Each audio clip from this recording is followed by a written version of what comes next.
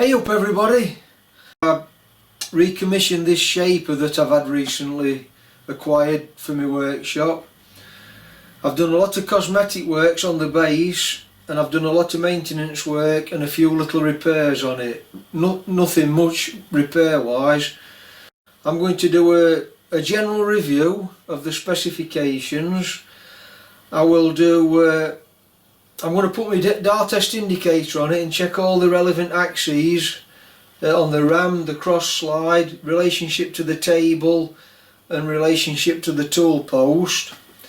And then I'm also going to get some metal in and see how it cuts. So if you want to stick with me then, I'd appreciate that, and we'll carry on with this then. So if you're going to put it on a bench, you want a footprint of approximately 15 by 15. If you're going to put it on a standalone bench,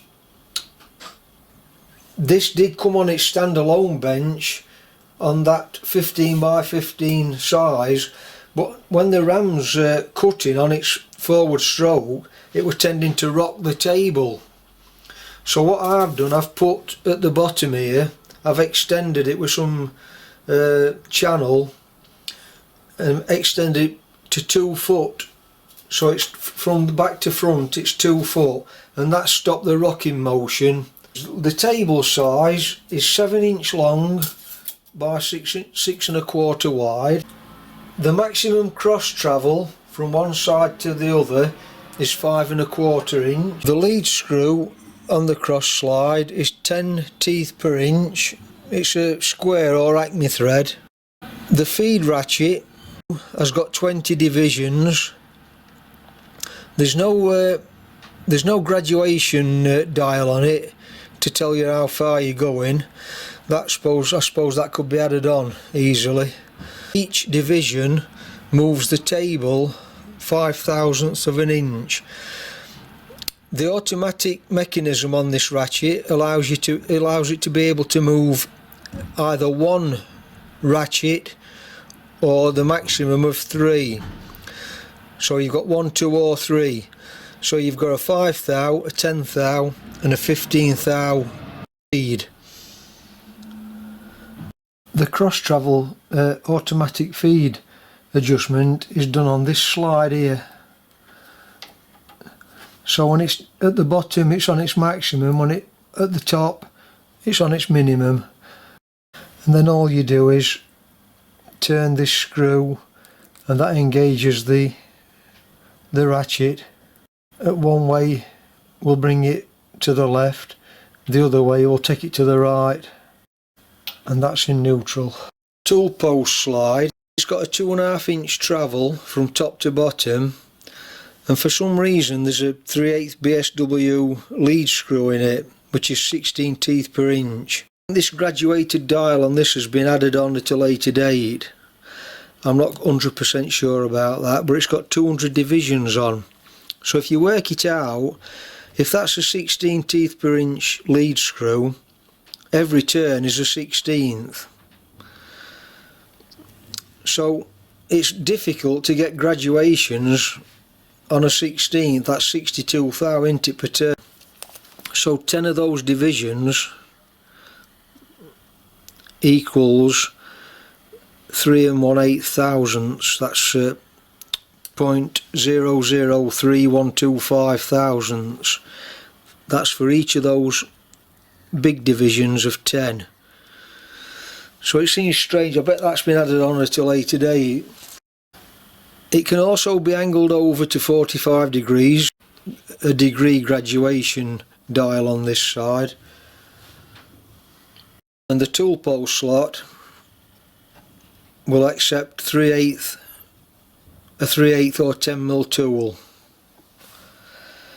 And then obviously you've got your clapper box that can be also angled over as required.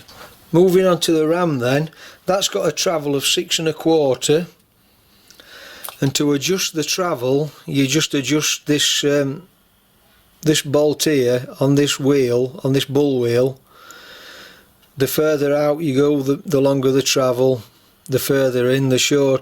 And then once you've got your travel set, like any other industrial shaping machine, you can adjust the position where the ram's travelling to and from by adjusting this slide here with this arm on this slide.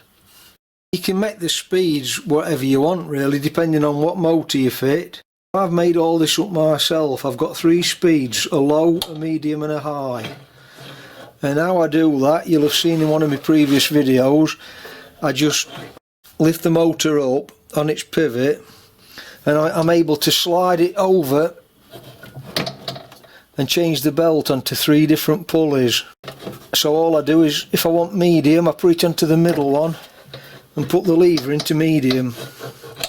And that's lined the belt back up now. I've only got 1 pulley on top. My high speed is approximately 120 strokes a minute. My medium is approximately 90 strokes a minute. And my low is approximately 60 strokes a minute.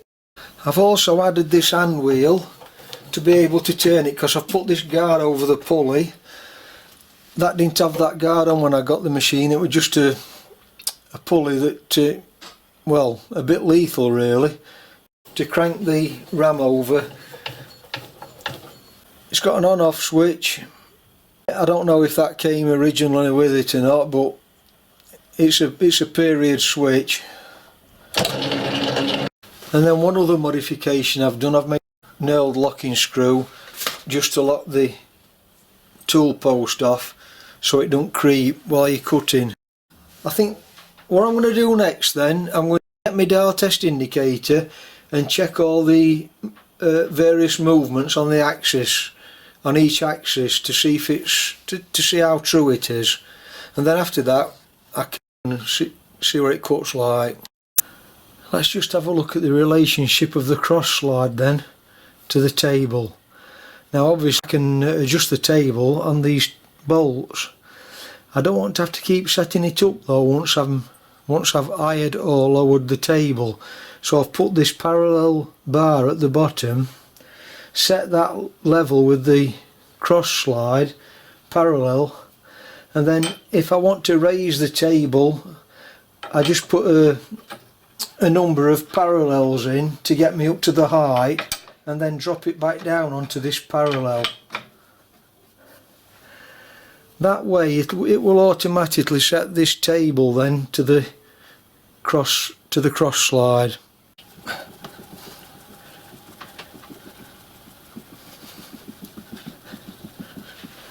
So that's the table set in relation to the cross slide. Right, I'm going to check the ram in relationship to the table. So I know the table's set flat, or parallel should I say, to the cross slide within a thou or two. So we'll check it from back to front now.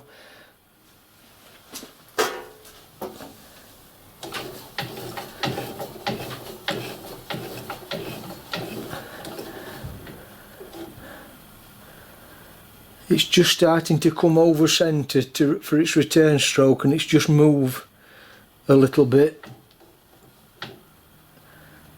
So it's within a couple of thou.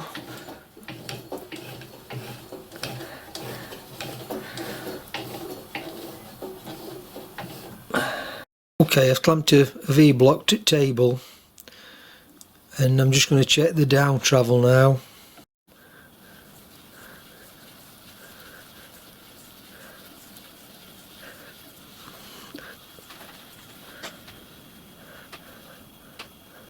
Looks like there's a couple of thousandths on down travel.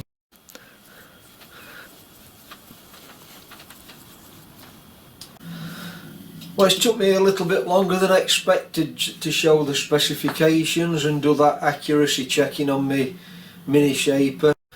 And actually I was quite pleasantly surprised with the accuracy for a machine that's, well, in this case probably about 70-year-old. Say it was only built for predominantly hobby work. I was going to cut some metal today on it, but I'll be doing that tomorrow now. It's took a bit longer than expected. Yeah, so I'm going to sign off on this little part then and catch you on the next part cutting some metal. So if you've found that informative and useful, give me a subscribe and a thumbs up, and I'll catch you on the next video. Thanks for watching then, bye for now.